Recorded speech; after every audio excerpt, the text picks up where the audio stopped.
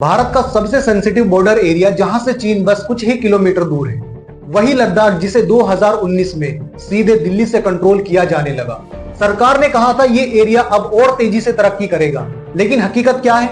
आज वही लद्दाख सड़कों पर जल रहा है। लोग भूख हड़ताल पर बैठे हैं और आवाज उठा रहे हैं कि हमारी पहचान, हमारी जमीन और हमारा लोकतंत्र हमसे छीना जा रहा है। ये सिर्फ एक विरोध नहीं है, ये सवाल है, क्या लद्दाख के लोग अपने ही देश में सुने जाएंगे या फिर उन्हें चुप करा दिया जाएगा? सच्चाई क्या है, आइए जानते हैं आज की इस वीडियो में। यहाँ पर एक सवाल उठता है, लद्दाख में अचानक हालात क्यों बिगड़ गए? ये अचानक का एक भ्रम है। असल में 6 साल से यहाँ पर प्रोटेस्ट हो रहा है और ये उसी का नतीजा है। 2019 में जम्मू कश्मीर रीऑर्गेनाइजेशन के बाद लद्दाख यूनियन टेरिटरीज बना, लेकिन बिना विधानसभा के।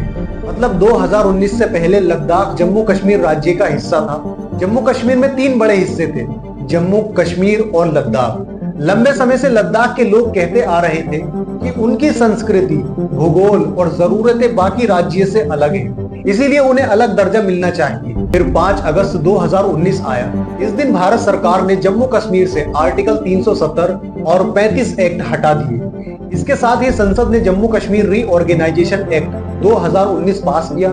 इस कानून के जरिए जम्मू कश्मीर राज्य को 2 हिस्सों में बांट दिया गया और ये बदलाव 31 अक्टूबर 2019 से लागू हुआ और अब नक्शा बदल गया। जम्मू कश्मीर एक केंद्र शासित प्रदेश बना जहां विधानसभा है और लद्दाख को एक अलग केंद्र शासित प्रदेश बना दिया, लेकिन यहाँ विधानसभा नहीं है। इसका मतलब ये है कि लद्दाख अब सीधे दिल्ली यानी केंद्र सरकार के कंट्रोल में आ गया। यहाँ केवल एक लेफ्टिनेंट गवर्नर होता है जो प्रशासन संभालता है। लद्दाख में सिर्फ 2 जिले हैं, लेह और कारगिल। लद्दाख के लोगों ने शुरू में इस फैसले का स्वागत किया क्योंकि वे सालों से यूनियन टेरिटरीज का दर्जा चाहते थे। उन्हें उम्मीद थी कि अब विकास तेजी से होगा और उनकी पहचान सुरक्षित रहेगी। लेकिन जब उन्होंने देखा कि यहाँ विधानसभा ही नहीं है, तो धीरे धीरे नाराजगी बढ़ने लगी। लोगों को लगा कि उनकी राजनीतिक आवाज दब गई है। आज हालात ये है कि लद्दाख के लोग लगातार आंदोलन कर रहे हैं। उनकी 3 बड़ी मांगे हैं। पहली, 6 शेड्यूल के तहत अधिकार, जिससे उनकी जमीन और संस्कृति सुरक्षित रह सके। दूसरी, स्थानीय नौकरियां और जमीन पर बाहरी लोगों का कब्जा ना हो। और तीसरा, स्टेटहुड यानी विधानसभा का हक, ताकि वे अपने नेताओं के जरिए खुद फैसला ले सके। इस तरह लद्दाख भले ही जम्मू कश्मीर से अलग होकर एक नया केंद्र शासित प्रदेश बन गया हो, लेकिन वहां के लोग आज भी पूछ रहे हैं, क्या हमें वो अधिकार मिले जिनके लिए हमने ये दर्जा मांगा था? भारत सरकार ने 5 गीगावाट जैसे बड़े सोलर प्रोजेक्ट शुरू किए। इतना बड़ा प्रोजेक्ट लगाने के लिए हजारों एकड़ जमीन चाहिए होती। अब सवाल आता है, ये जमीन देगा कौन? असल में ये काम 2 तरफ से होता है। एक तरफ राज्य सरकारें अपनी जमीन जैसे बंजर जमीन या गांव की चराई वाली जमीन कंपनियों को लीज पर देती है। दूसरी तरफ कंपनियां सीधे किसानों से जमीन खरीदती है या किराए पर लेती है। और यहाँ पर कंपनियां कौन है? बड़ी सरकारी एजेंसियां जैसे NTPC, SECI, NHPC और साथ ही प्राइवेट कंपनियां जैसे अडानी, रिलायंस या रीन्यू पावर।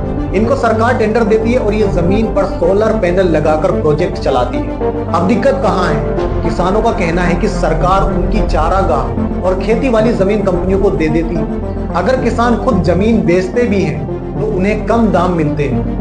नतीजा ये होता है कि खेती और रोजगार दोनों पर असर पड़ता है और उनके जानवरों के लिए भी जगह नहीं बचती। लद्दाख के लोग अपनी पहचान और अधिकार बचाने के लिए 4 मुख्य मांगे कर रहे हैं। इनमें सबसे पहली और सबसे महत्वपूर्ण है स्टेटहुड यानी अपना राज्य या अपनी विधानसभा। 2019 में लद्दाख को जम्मू कश्मीर से अलग करके यूनियन टेरिटरीज बना दिया गया, लेकिन यहाँ विधानसभा नहीं। मतलब लद्दाख के लोग अपने नेता चुनकर कानून नहीं बना सकते। हर फैसला अब सीधे केंद्र सरकार और लेफ्टिनेंट गवर्नर के हाथ में है। लद्दाखियों का कहना है कि अगर उन्हें स्टेटहुड यानी विधानसभा मिले तो वे अपने इलाके की जमीन, नौकरियां और संस्कृति के फैसले खुद कर पाएंगे। लद्दाख के लोगों की दूसरी बड़ी मांग 6 शेड्यूल यानी 6ठी अनुसूची। 6ठी अनुसूची भारत के संविधान में एक खास प्रावधान है जो खासकर पहाड़ी और आदिवासी इलाकों के लिए बनाई गई है। इसका मकसद होता है स्थानीय लोगों को अपनी जमीन, संस्कृति और संसाधनों पर अधिकार देना और बाहरी लोगों के हस्तक्षेप को रोकना। अगर लद्दाख को 6 शेड्यूल मिले तो लद्दाख के लोग अपनी जमीन के इस्तेमाल के फैसले खुद करेंगे। स्थानीय नौकरियों में प्राथमिकता होगी। बाहरी लोगों को जमीन खरीदने या वहां काम करने के लिए खास अनुमति लेनी होगी। उनकी संस्कृति, भाषा और परंपरा सुरक्षित रहेगी। लद्दाख के लोग मानते हैं कि बिना 6 शेड्यूल उनके इलाके की असली पहचान और संसाधन सुरक्षित नहीं रह पाएंगे, इसलिए ये उनके लिए मुख्य मांगों में से एक है। लद्दाख की तीसरी बड़ी मांग है अलग पीएससी यानी पब्लिक सर्विस कमीशन, अपना खुद का लोक सेवा आयोग। एक ऐसा संस्थान है जो सरकारी नौकरियों में भर्ती के लिए परीक्षा और चयन करता है। अभी लद्दाख के लोग जम्मू कश्मीर के पीएससी के तहत आते हैं। इसका मतलब है कि उनकी नौकरी के लिए प्रतियोगिता पूरी जम्मू कश्मीर में होती है और स्थानीय लोगों को अपनी जमीन या संसाधनों नजदीकी मौके नहीं मिल पाते। अगर लद्दाख को अपना अलग पीएससी मिले तो लद्दाख में सरकारी नौकरियों की भर्ती पूरी तरह से लद्दाख के नियमों और जरूरतों के अनुसार होगी। लद्दाख के स्थानीय युवाओं को सरकारी नौकरियों में प्राथमिकता मिलेगी। यहाँ के प्रशासन और विकास के काम लद्दाख के लोगों की भागीदारी से होंगे। लद्दाख की जरूरतों और संस्कृति के हिसाब से भी भर्ती प्रक्रिया तय होगी। लद्दाख की चौथी और सबसे अहम मांग है दूसरा एमपी सीट यानी संसद में लद्दाख के लिए एक और प्रतिनिधि। अभी लद्दाख को संसद में केवल एक एमपी यानी सांसद मिलता है जो पूरे लद्दाख क्षेत्र का प्रतिनिधित्व करता है। लद्दाख एक बड़ा इलाका है जिसमें अलग अलग जिले और कई तरह की संस्कृति और जरूरतें हैं। इस एक एमपी से सभी मुद्दों को उठाना मुश्किल हो जाता है। लद्दाख के लोग चाहते हैं कि उन्हें दूसरी एमपी सीट मिले ताकि लेह और कारगिल दोनों जिलों को अलग अलग समस्याएं और जरूरतों को सांसद में अच्छे से उठाया जा सके। लद्दाख के लोग चाहते हैं कि उन्हें दूसरी एमपी सीट मिले ताकि लेह और कारगिल दोनों जिलों की अलग अलग समस्याएं और जरूरतों को संसद में अच्छे से उठाया जा सके। विकास और सुरक्षा के मुद्दों पर दोनों जिलों को बराबरी का ध्यान मिले, राजनीतिक प्रतिनिधित्व बढ़े और स्थानीय आवाज संसद तक पहुंच सके। लद्दाख के लोग मानते हैं कि अगर उन्हें दूसरी एमपी सीट मिलेगी तो उनकी जरूरतों और मुद्दों का समाधान तेजी से होगा और उनकी पहचान भी मजबूत होगी। 5 अगस्त 2019 को आर्टिकल 370 हटाया। जम्मू और कश्मीर रीऑर्गेनाइजेशन एक्ट से 2 यूनियन टेरिटरीज जम्मू और कश्मीर और लद्दाख में 2 डिस्ट्रिक्ट है, लेह और कारगिल। ये शुरुआत में तो बहुत खुश हुए इस चीज को लेकर। उनका सालों का अलग होने का सपना यानी कि यूनियन टेरिटरीज का सपना उनका पूरा हो गया, लेकिन उसकी वजह से जो इनके ऊपर जो निगेटिव बदलाव आए वो बहुत बुरे। LAHDC यानी कि लद्दाख ऑटोनोमस हिल डेवलपमेंट काउंसिलिंग की पावर दिल्ली चली गई, जो क्या काम करती है, टैक्स, लैंड, जॉब्स जैसे काम करती थी लद्दाख में। अब वो इनसे छीनकर कहां चली गई, दिल्ली, जिसको कौन कंट्रोल करता है, लेफ्टिनेंट गवर्नर। पहले जम्मू और कश्मीर में 75% लोकल कोटा था, अब यूनियन टेरिटरीज बनने के बाद सिर्फ 50% से भी कम हो गया है। इन्वायरमेंटल प्रोजेक्ट बढ़े जैसे माइनिंग, सोलर, जिसकी वजह से वहां के जंगलों को काटा जा रहा है और वहां की जमीनों को ये मान लीजिए लीज पर लिया जा रहा है, वो भी कम प्राइस पर। लोगों से जमीनें एक तरीके से वही एग्जांपल है यहाँ पर जैसा कि अभी बिहार में हुआ है, भागलपुर डिस्ट्रिक्ट में, और वहां पर ग्लेशियर मेल्टिंग हो रही है यानी कि बर्फ पिघल रही है, जल का लेवल तेजी से घट रहा है वहाँ। लद्दाख के स्थानीय लोगों की सबसे बड़ी चिंता है बेरोजगारी। हाल ही के आंकड़े CLFS 2023 के अकॉर्डिंग लद्दाख में बेरोजगारी दर 26.5% है, जो देश के अधिकांश हिस्सों से बहुत अधिक है।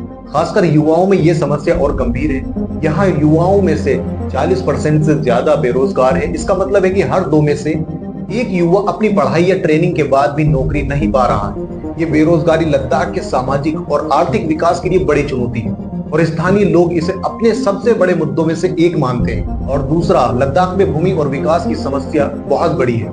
2019 के बाद लद्दाख में जमीन और विकास के मामले में कोई बड़ा सुधार नहीं हुआ है। बड़े प्रोजेक्ट जैसे कि 5 गीगावाट सोलर और माइनिंग योजनाएं तो हैं, लेकिन इनसे स्थानीय लोगों को पर्याप्त फायदा नहीं मिल रहा। खासकर यहाँ के नोमैड्स की सबसे बड़ी चिंता उनकी जमीन और जीवन शैली का खतरा है। 2024 में खबर आई कि लगभग 50,000 एकड़ जमीन बड़े प्रोजेक्ट के लिए अलॉट की गई है। इसका मतलब है कि बहुत बड़ी जमीन पर विकास होगा, लेकिन इसके साथ साथ स्थानीय लोगों की जमीन, रोजगार और संस्कृति पर बड़ा असर पड़ सकता है।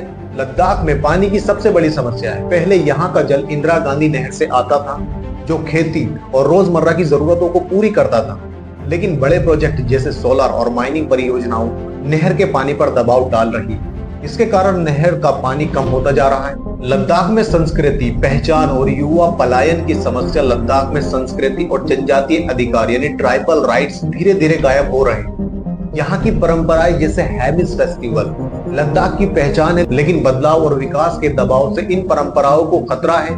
एक रिपोर्ट के मुताबिक हेमिस नेशनल फेस्टिवल में 20% युवा शहरों की ओर पलायन कर रहे हैं। इसका मतलब है कि युवा रोजगार और बेहतर जीवन के लिए लद्दाख छोड़ रहे हैं। कारगिल के एक युवा का कहना है, हमारा घर बिक रहा, रोजगार चला गया है और हमारी पहचान मिट रही है। ये एक बड़ी सामाजिक और सांस्कृतिक चुनौती है जो लद्दाख के भविष्य को प्रभावित कर रही है। सोनम वांगचुक, अगर आप इनको नहीं जानते तो मैं बता दूं आपको, 3 इडियट्स मूवी इन्हीं से इंस्पायर्ड होकर बनाई गई। सोनम वांगचुक लद्दाख का बदलता चेहरा है। सोनम वांगचुक लद्दाख के पर्यावरण योद्धा है जिन्होंने दिखाया है कि कैसे सोलर एनर्जी और शिक्षा से गांव खुद चल सकते हैं। 2000 से उन्होंने सेगमोल यूनिवर्सिटी बनाई जहां छात्र सौर ऊर्जा से काम करने वाले गांव के मॉडल पर काम करते हैं। उनकी मेहनत और सोच के कारण उन्हें बड़े पुरस्कार मिले।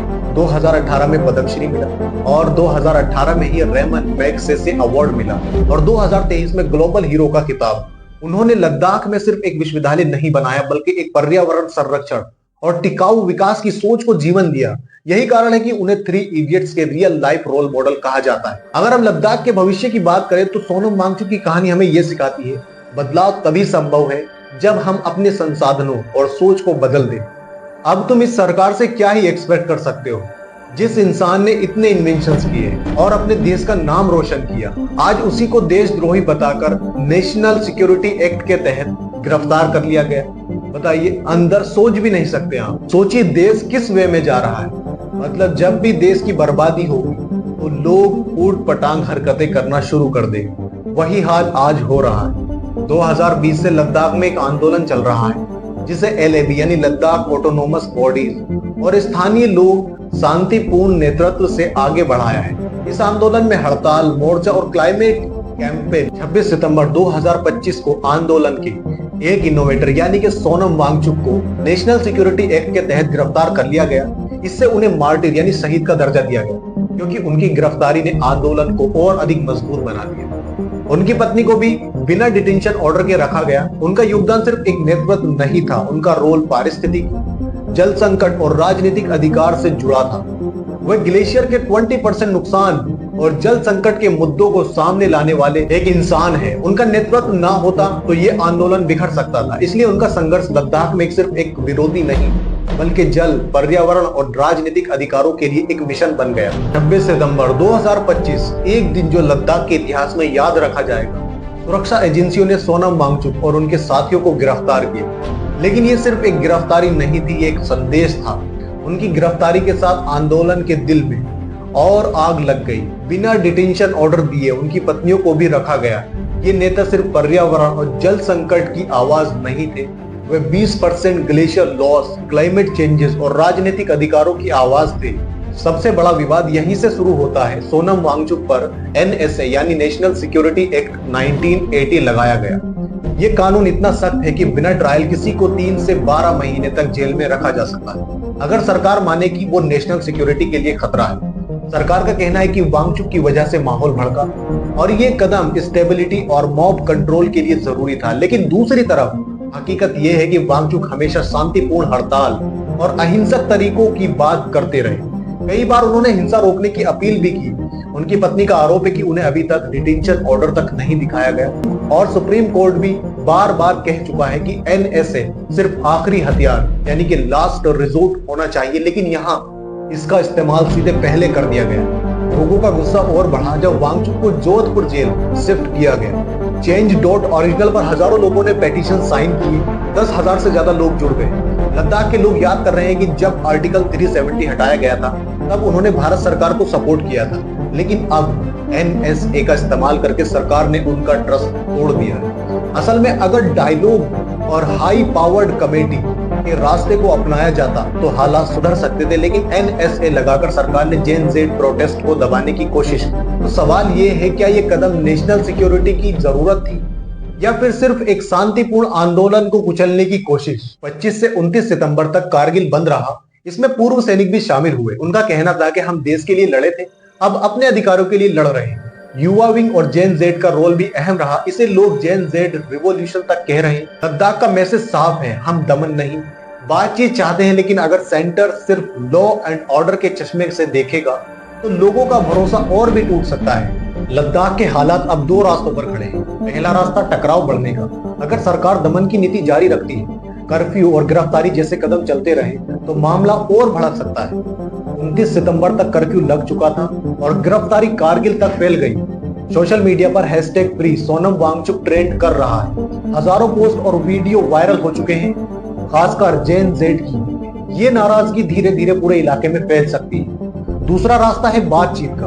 अगर केंद्र सरकार झुके और एपेक्स बॉडी का बहिष्कार खत्म हो, वांगचुक को रिहा किया जाए, केस वापस लिए जाए, तो बातचीत की राह खुल सकती है। ये जो लद्दाख का मामला है, इसे सिर्फ एक लोकल प्रोटेस्ट समझना बड़ी भूल होगी। इसका असर पूरे देश की राजनीति पर पड़ सकता है। लद्दाख में जो मांग उठ रही है 6 शेड्यूल में शामिल करने की, अपनी पीएससी की, अपनी पहचान और जमीन की सुरक्षा की, यही मांगे आज झारखंड, छत्तीसगढ़, ओडिशा और नॉर्थ ईस्ट के आदिवासी इलाकों में भी मौजूद है। मणिपुर का हिंसा वाला उदाहरण सामने है। अगर लद्दाख का मुद्दा नहीं सुलझा तो लोग ये मान लेंगे कि केंद्र सरकार ट्राइबल आइडेंटिटी और फेडरल स्ट्रक्चर को नजरअंदाज कर रही है। अब बड़ा सवाल ये है, हम आम नागरिक इस पूरे मामले को कैसे देखें? क्या सिर्फ सड़क पर हुई हिंसा पर ध्यान दे या फिर असली कारणों पर? देखिए, हिंसा हमेशा दुखद होती है और इसमें सिर्फ देश का ही नुकसान होता है, लेकिन ये सिर्फ सिम्टम्स है। असली जड़ समस्या है 6 साल से अधूरे वादे, बेरोजगारी, जमीन खोने का डर और जेन जेड युवाओं की आवाज जिन्हें कोई नहीं सुन रहा। अगर हम सिर्फ हिंसा पर फोकस करेंगे तो असली मुद्दे दबा दिए जाएंगे। असल में बात है ट्राइबल राइट्स की, हिमालय की नाजुक परिस्थिति की और क्लाइमेट चेंजेस की, जो पहले ही 1.5 डिग्री सेल्सियस वार्मिंग को झेल रहा है। नागरिक के तौर पर हमारी जिम्मेदारी है सिर्फ दर्शक बनकर ना रहे, पिटीशन साइन करें, सोशल मीडिया पर हैशटैग और आवाज उठाएं और सबसे अहम, वोट से दबाव बनाएं। याद रखिए, लोकतंत्र तभी सुरक्षित है जब नागरिक शिक्षित और सजग रहे। सवाल सिर्फ लद्दाख की पहचान का नहीं है, सवाल है लोकतंत्र के गले पर पड़े उस फंदे का जहां सोनम वांगचुक जैसे शांतिपूर्ण और सम्मानित इंसान को भी जेल में डाल दिया गया। ये वही वांगचुक है जिनकी पहचान पूरी दुनिया में इनोवेटर और पर्यावरण संरक्षण से है। अगर ऐसे इंसान की आवाज दबा दी जाएगी तो फिर आम लोगों की आवाज कौन सुनेगा? सरकार से मेरी साफ अपील है, लद्दाख के लोगों को उनका हक दिया जाए और सोनम वांगचुक को तुरंत रिहा किया जाए। वीडियो इंफॉर्मेटिव लगा हो तो वीडियो को लाइक करें और शेयर करें ताकि लोग इसको देखें और अपनी आवाज उठाएं।